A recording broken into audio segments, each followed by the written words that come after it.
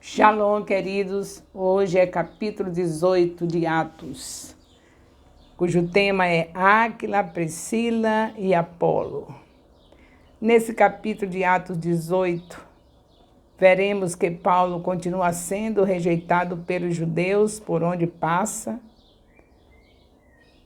Ele se voltará para os gentios, que sempre recebem melhor o evangelho em seus corações, com alegria e esperança, melhor do que aqueles que passou, que Deus nos mostrou, que levantou através de Abraão, em Gênesis capítulo 11, versículo 31, daquele chamado até chegar Malaquias, Deus falando a esse povo, formou essa família, esse povo escolhido e falando de Jesus, apontando Jesus.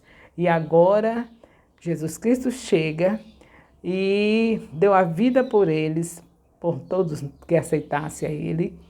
E no meio dos judeus tiveram aqueles que não aceitaram e estavam o tempo todo perseguindo o Evangelho. E hoje não é diferente. Quem mais persegue o Evangelho são alguns que já leram a Bíblia e que hoje estão fora do Evangelho, rejeitaram o Evangelho e são os maiores perseguidores. Então vamos prosseguir firme, indo onde tem alguém que queira Jesus, porque sabemos que todos quanto receber a Jesus Cristo, esses são chamados filhos de Deus, como está escrito em João, capítulo 1, versículo 12. Então, não se incomode com os que já conheceram a Bíblia, que sabem a história de Jesus e que não acreditam em Jesus, que rejeitaram Jesus. Prossigamos, porque tem aqueles que aceitam, que aqueles que aceitam, com certeza, se tornam filhos de Deus. João 1, 12. Então, Paulo, ele pregará, ministrará e viajará por várias cidades e nações, levando as boas novas. Apolo também pregará com poder o reino de Deus. Tanto Paulo como Apolo não se intimidaram com as perseguições dos judeus. Você também não pode se intimidar com as perseguições dos seus irmãos em Cristo, que é apenas irmãos entre aspas. Atos 18. Esse capítulo, Atos 18, tem o contexto histórico que eu vou apresentar agora, que são justamente os assuntos que vocês viram no capítulo 17. É nesse contexto histórico que vamos estar agora.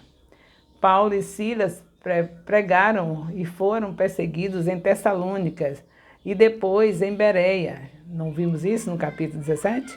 Pois é esse o contexto histórico.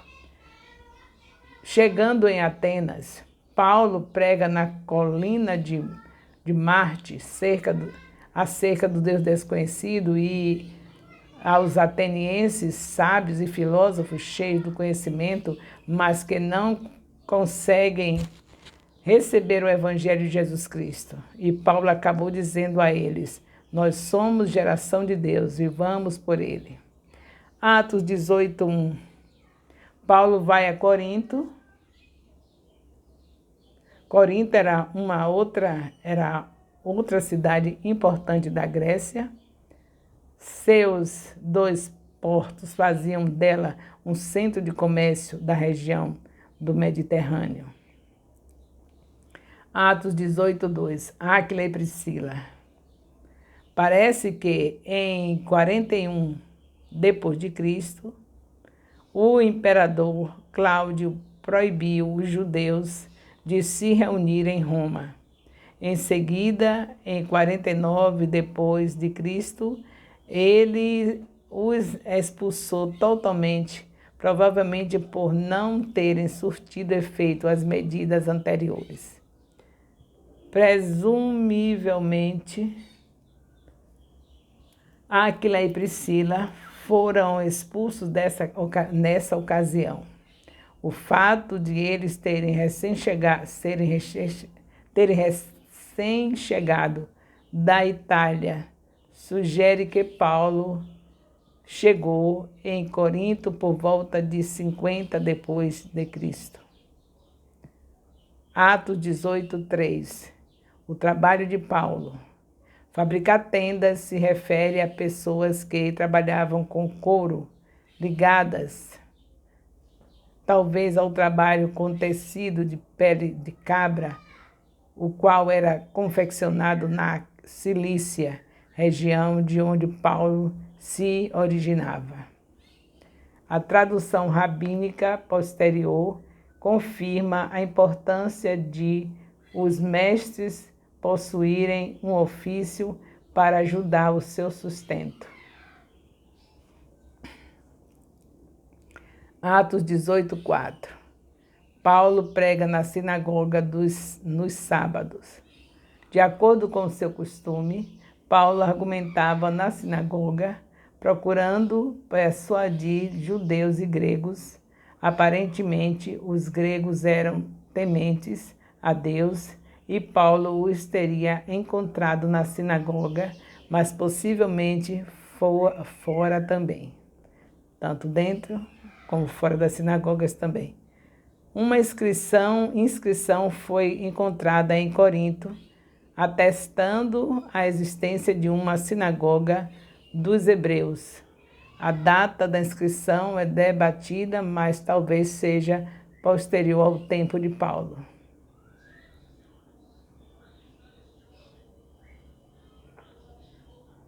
Atos 18:5. Silas e Timóteo se juntam a Paulo. Quando Silas e Timóteo finalmente alcançaram Paulo em Corinto, ele se dedicou àquilo que de melhor fazia, a pregação da palavra, testemunhando aos judeus que Jesus era Cristo. Atos 18, versículo 6. Paulo sacode a poeira. Sacudindo as suas vestes, esse gesto simbolizava que Paulo havia encerrado a prioridade dada ao evangelismo de judeus, como se estivesse sacudindo o pó das dobras de suas vestes. Ele se concentraria agora na colheita mais frutífera entre os gentios. Semelhantemente, em Atos 13:46, Paulo e Barnabé responderam à persistente rejeição dos judeus ao Evangelho, dizendo que, de agora em diante, eu irei para os gentios. Atos 18, de 7-8. Justus e Crispo creem e são batizados. O voto de Paulo, no versículo 6, não significava que ninguém da sinagoga teria aceitado sua mensagem como indicada pela conversão de Crispo e toda a sua casa. O voto de Paulo no versículo 6 não significa que ninguém da sinagoga teria aceitado sua mensagem, como indicado pela conversão de Crispo e de toda a sua casa. E ainda uma vez que Justus, um gentio, é mencionado como sendo temente a Deus, é quase certo que ele era um membro da sinagoga que ficava junto de sua casa. Atos 18, de 9-11. Deus fala com Paulo. Paulo sofreu transtornos nas cidades anteriores, inclusive Filipos, Tessalônica e Bereia.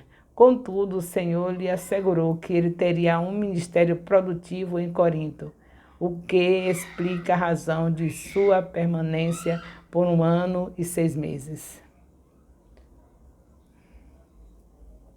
O tempo em que Gálio foi procônsul da Acaia, da qual Corinto era capital, é uma data relativamente segura na cronologia do Novo Testamento.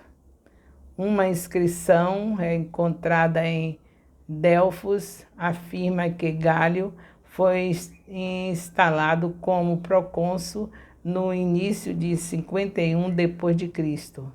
Paulo compareceu perante ele no final desse ano. Para outra ocasião em que Paulo foi acusado de persuadir o povo a adorar a Deus de forma contrária à lei, podemos ver em Atos 16, de 20 a 21. Atos 18, de 14 a 17. Gálio não se envolve. Gálio pareceu perceptivo, mas também negligente. Não demonstrou preocupação com o espancamento de Sóstenes. Não devia ser fácil manter a ordem numa cidade provinciana multiétnica, fortemente envolvida com o comércio e o movimento de pessoas. Gálio preferiu a abordagem da não interferência. Atos 18, 18. Paulo, Áquila e Priscila vão para a Síria. Não está claro se foi Paulo quem rapou a cabeça de Cencreia. Rapou a cabeça em Cencreia.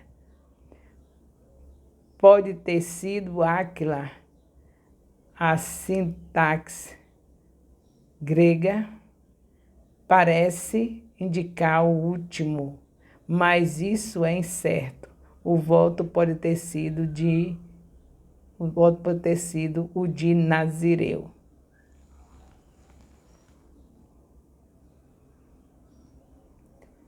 Se Paulo, a pessoa que fez o voto, sua ida a Jerusalém para saudar a igreja, pode ter incluído uma parada no templo para completar o voto e fazer uma oferta de seu cabelo. Essa atividade era incomum para Paulo, especialmente fora da Judeia, mas teria sido consistente com sua identidade judaica. Atos 18, de 19 a 20. Paulo em Éfeso.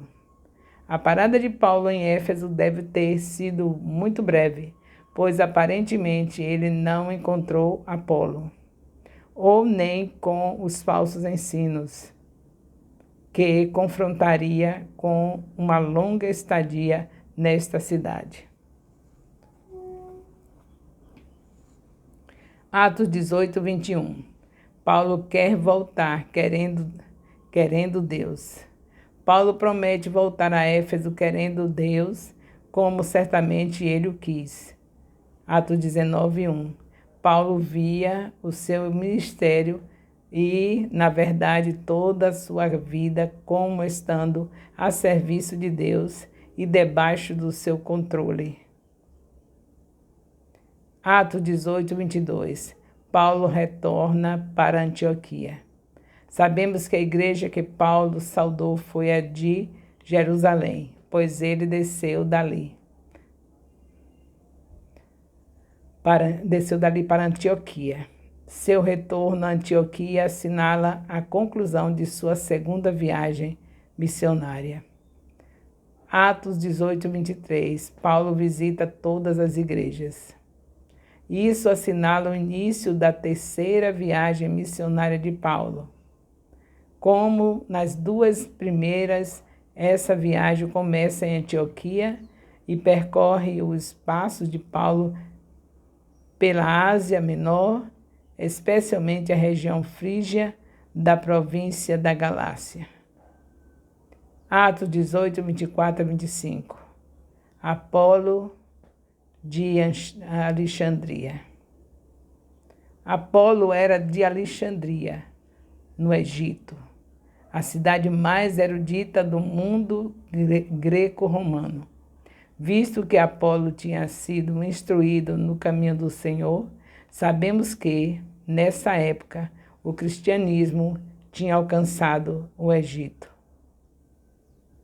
Todavia, seu conhecimento do cristianismo era deficiente, pois ele conhecia somente o batismo de João Batista. Alguns entendem a expressão fervorosa do Espírito como significado que Apolo já era cheio do Espírito Santo. É mais provável, no entanto, que ele era sincero com respeito à sua fé nascente em Cristo, mas ainda não tinha recebido o batismo no Espírito Santo. Atos 18, 26. Áquila e Priscila ensinam Apolo. Vemos aqui que falar ousadamente acerca de Jesus não é suficiente. É preciso também compreender a fé perfeitamente. Áquila e Priscila prestam um favor a Apolo e também ao reino ao dedicarem tempo à sua instrução. Atos 18, 27 a 28. Apolo serve a igreja de Acaia. Logo que a habilidade retórica de Apolo estava casada com uma compreensão exata da fé cristã, ele partiu de Éfeso e foi para Acaia. 1 Coríntios 19, versículo 1. Ele convencia os judeus publicamente usando técnicas apologéticas e educativas semelhantes à de Paulo. Nada disso teria sido possível se não fosse a fidelidade de Áquila e Priscila. Concluindo nossa aventura contínua, o Evangelho se espalha assim como Jesus disse, o fermento na massa. Paulo segue visitando cidades, nações, sendo agraciado com vários auxiliadores vindos da parte de Deus. Áquila e Priscila não são exemplos disso. Um casal humilde e obediente aos mandamentos de Deus. Ajudam Paulo sobremaneira em tudo. E é assim em nossa caminhada. Deus nos presenteará com amigos, companheiros, irmãos de fé, para nos ajudarem a concluir nosso propósito. E o nosso propósito principal é justamente o que Jesus falou em Mateus 28, 19. Ide e fazer discípulo. Nessa caminhada, ganhando, consolidando, discipulando, enviando, Deus colocará na nossa vida pessoas que estarão nos ajudando. Louvado seja Deus. Então, queridos, nós estamos aqui, findando o capítulo 18, findando o capítulo 18 de Atos. E louvando a Deus pelo entendimento que cada um está tendo, derramo sobre vocês a bênção apostólica. O amor de Deus, nosso Pai, a graça salvadora do nosso Senhor Jesus Cristo, a comunhão do Espírito Santo, seja com todos vós, discipuladores e discípulos do Ministério Apostólico Internacional, discipuladores e líderes de célula do Ministério Apostólico Internacional, Filhos de Jerusalém, desde agora e para sempre. Amém. Louvado seja Deus. Aleluia ao nosso Deus.